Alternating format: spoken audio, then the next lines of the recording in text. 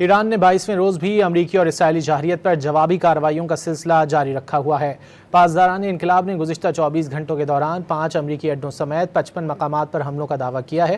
سعودی عرب میں الخرج، امارات میں الزفرہ ایئر بیس، کویت میں السلیم ایئر بیس، عراق میں اربیل ایئر بیس اور بحرین میں امریکی 5th فلیٹ ہیڈ کوارٹرز کو نشانہ بنایا گیا۔ ادھر اسرائیل میں بھی ایرانی میزائلوں نے کئی مقامات پر تباہی مچا دی۔ عراق میں امریکی سفارت خانے اور ایئر بیس کو بھی خاصا نقصان پہنچنے کی اطلاعات ہیں۔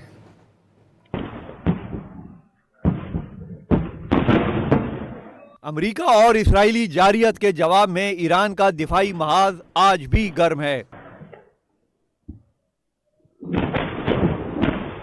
ایران نے آپریشن وعدہ صادق چہارم کے دوران خطے میں امریکی مفادات اور اسرائیلی اثاثوں پر میزائلوں اور ڈرونز کی بوچھاڑ کر دی۔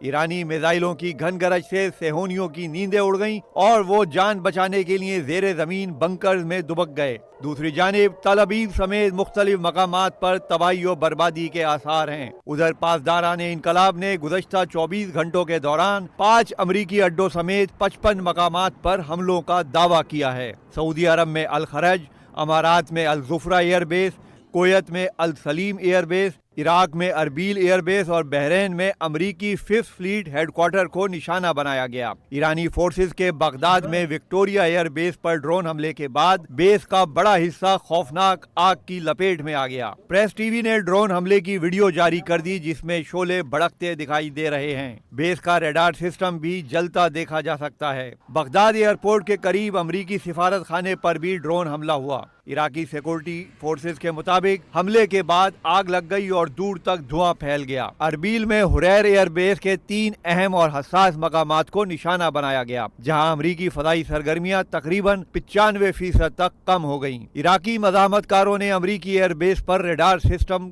تباہ کر دیا۔ عراقی مزاحمت کاروں کے مطابق 2 ہفتوں میں اڈے کے اہم انفراسٹرکچر کو بار بار نشانہ بنایا گیا۔ سعودی عرب نے 3 گھنٹوں میں 38 ڈرون اور 5 میزائل تباہ کرنے کا دعویٰ کیا ہے۔ سعودی وزارت دفاع کے مطابق حملوں میں کوئی نقصان نہیں ہوا۔ متحدہ عرب امارات اور کویت میں بھی ڈرون اور میزائل حملے کیے گئے۔